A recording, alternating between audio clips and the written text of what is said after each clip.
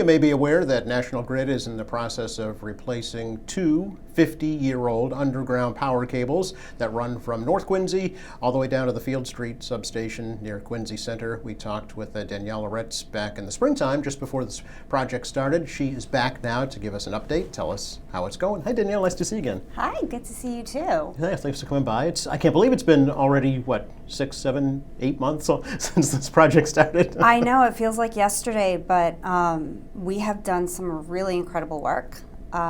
I'm very happy to actually let you know that all of the manholes have been installed. So that is a huge portion of our work. A lot of coordination went in with various city departments so that we could get this work done quickly but safely. Our traffic management plans for those projects were reviewed. They were posted on the website on a weekly basis so that people don't get overwhelmed with seeing 6 months worth of construction traffic management plans. They're just seeing, this week we're going to be here. Here's your management plan. I actually get those updates. I'm signed up, and I find them very helpful. I find them very timely, and I find them very accurate as well. We work very closely with our construction crews and as well as, like I said, the city departments to make sure that they are accurate. That is the most important part for us, that these are short, quick, easy to digest. Again, not everyone's a utility worker or a construction expert, so we want you to be prepared for what you're going to see.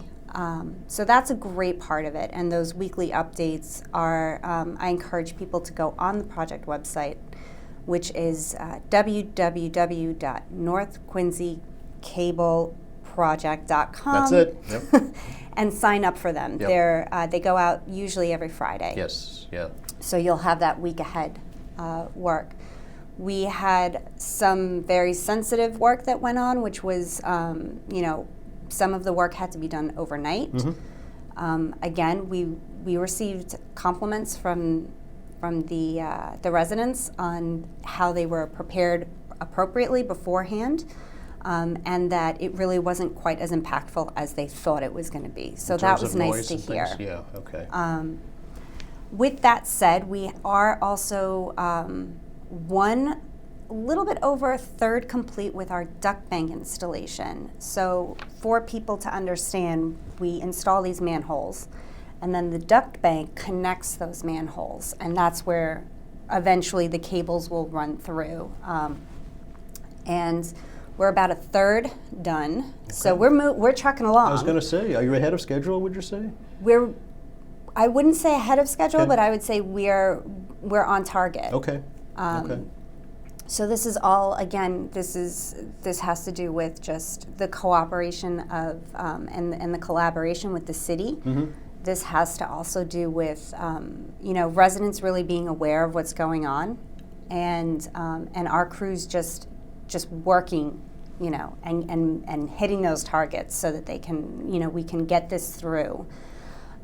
We are going to be working as long as the city continues to allow us to. So I know that many times there's winter moratoriums on street work.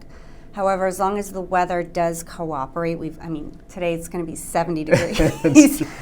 It's November, as long as the weather's cooperating and the city continues to allow us, we will work as long as possible throughout the winter. I guess we should point out we didn't really talk about the actual construction site. It's Newport Avenue, Furnace Brook Parkway, Southern Artery. Yes. Yeah. Yes. So we've got, again, those traffic management plans are reviewed. Usually, I believe, on either a weekly or bi-weekly schedule with your traffic engineer. I see, okay. And she'll provide any feedback. If we have to make any kind of changes or tweaks, we do, and then it will get posted on the website for the general public to see. Okay. The great thing, too, about the updates is that it actually specifies precisely where the work is happening, like right down to the street intersections and the hours, so you know ahead of time. That's what makes construction, I think, the construction projects successful, is while we do try to be, as least impactful as possible, construction is never impact-free. Right. You're digging up streets. It's never going to be impact-free. However, giving our residents and, you know, our butters, but also just in general, the people who use these streets, that precise information helps them plan. You know, if That's you right. normally go down, you know, one of the side streets and you say, oh, no, they're going to be there this week, so I'll go down the next side Right, street. right. You have that time to kind of think about that. You know, people can also, I mean, I've seen people have emailed us and they said, you know, it's so cool to see the cranes, Oh. you know, and lowering the manholes. And Yeah. so they're getting to see pretty big infrastructure being installed. So I think that's also, you know, it kind of gives a cool factor.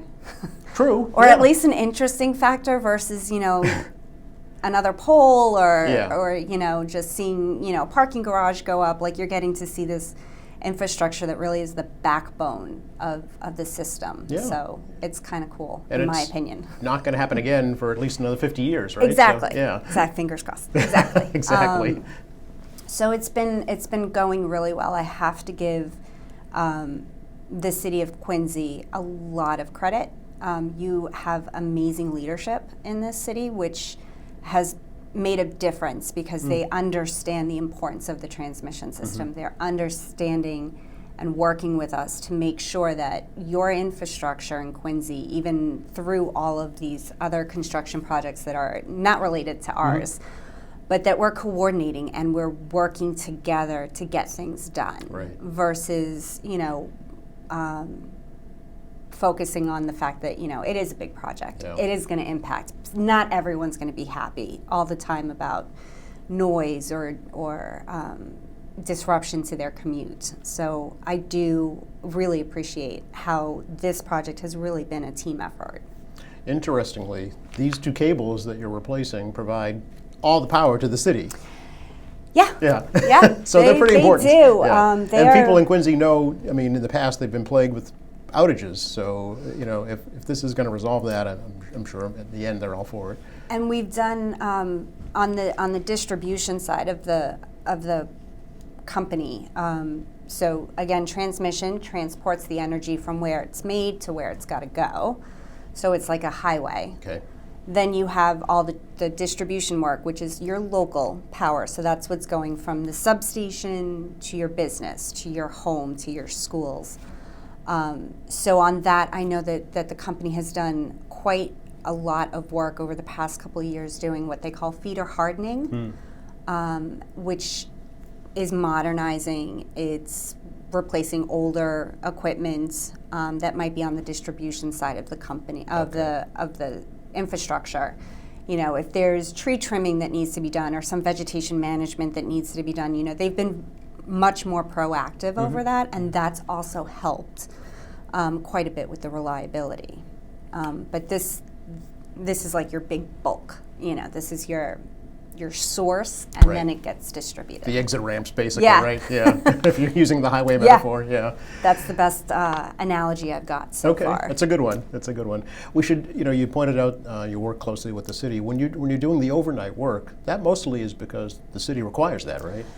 Yes, Yeah. or we've seen, you know, especially on kind of the southern artery edge where, you know, you have a lot of impact with commuters Yeah. in the morning, Yeah. in the evening. You know, not only do we want to try and understand that and not have a lane closed during, you know, these high traffic times, but also the safety for our own guys. Sure. You know, if you can work overnight and have less vehicular traffic, that's brought into the plan as well. But again, also the city might, you know, the traffic engineer who's absolutely fabulous, she might say, yeah, I think you guys need to work overnight on this one, Right, you know, in right. this particular spot, and we adjust for that. Okay, good to know. What would be the actual hours, Danielle, if it were going to be an overnight project? So if it's overnight, it's usually about 8 p.m. Okay, or 9 p.m. until 5-ish in the morning. okay. And then if not, it's just regular It's daylight the hours. regular daylight hours. What we do with the other thing that we have noted is like we don't do overnight work in like a residential area. Oh, very but good. I should say for the most part. Yeah, But if there's an area by, let's say, a shopping center or Stop and Shop that we can do overnight so that we're not impacting deliveries, or it's just a high traffic area, so at night it's quieter. We can do that with, and then we're really kind of pushing that impact down. Yes, sure, absolutely. Folks are obviously going to visit those places during the day. Yeah, I haven't been to Stop and Shop at like 2 a.m. So Years ago, there was one. possibly Yeah. maybe years ago, Yeah. but you know, and really we've had great cooperation with any of the businesses. You know, making sure that they have access. So while we're working, if there's 2 driveways, we might only block one, and then we might switch it. Open up the other one, block the second driveway. And every business that we've worked with and really built that relationship to understand what's their delivery schedule, what are their hours of operation, they've just been great. It's great to hear. Is there weekend work also as part of this? There, in certain instances, There there may be weekend work. What we would do again is we would canvass that particular area ahead of time, let them know. That would also go in that that weekly update and newsletter. Yep. But weekend work would be approved prior to us having to do it. Okay. I guess we should, overall, you know, where does the project go from here? Duck banks. Duck bank. All duck bank Okay. all day. So that's going to be the next big push is those duck banks to connect all of the manholes. And then from there, we would come back and give you our next update and really focus on what the next segment would be. Okay. About how long do you think that next phase will be? Even just roughly. I mean, obviously you're up against the winter now, so you don't really know when. That's Yeah. the tough part. But I mean, I would love to come back and give you an update probably sometime in February. Okay. Super. I look forward to that. Yeah. What's the overall timeline for the whole project? The overall timeline is still the same. Okay. So we still have to install the duck banks. Then we would have to pull the cable, test the cable, get the cable in service, and then we come back and we remove the old cable. Right. Yep. And then once all of that is done, then all of those streets would be repaved. Okay. So it's still quite a process. Okay. So we're here for the long run. So another year at least, you would say? Another at least 2. Oh, okay. All right. At least 2. Okay. Yeah. All right. Good to know. We're going to be good friends then. Yeah, we're gonna get quite comfortable here. I guess we should point out too the project's already paid for. This is Yes. not going to be impacting rates any more than rates are already being impacted, unfortunately, right? Yes. Yeah. And I do encourage customers to go to the National Grid website and look at the various programs that are available, resources that are available as well to assist them during the winter this year. Yes. Yeah, it's very important. So that's Absolutely. nationalgrid.com. Okay. And there are various links and resources that are very helpful that can help them and Okay. support them. Anything else we should let folks know about right now? No, just we're happy to be here. We are very proud of this project. And I just encourage people that if you have questions, feel free. We love to interact. We want to get those questions. We want to talk to people. So utilize the email address, utilize the hotline, the website. We are happy to engage. Okay. Yeah, I know you even had a virtual community meeting not too long ago as well. Because of the pandemic, you couldn't have it in person. I know that was kind of sad. Yeah. Because I do love them in person. We get some really good questions when they're in person. Sure. But the video's up there, so if you Yes. have questions, you can view that. You can look at the animation that we had to kind of go through the duck bank installation as well as to what to expect and how that's actually done. So tons of great information on the website. Great. Thanks so much. Really great to see you again. Thank you. It was great to see you too. Yeah, we'll see you dead of winter. Yes. All right. February. Thanks, Danielle. Thank you. You're welcome. Bye. And thank you for watching us here at AEM Quincy. I'm Joe Catalano. We will see you again next time.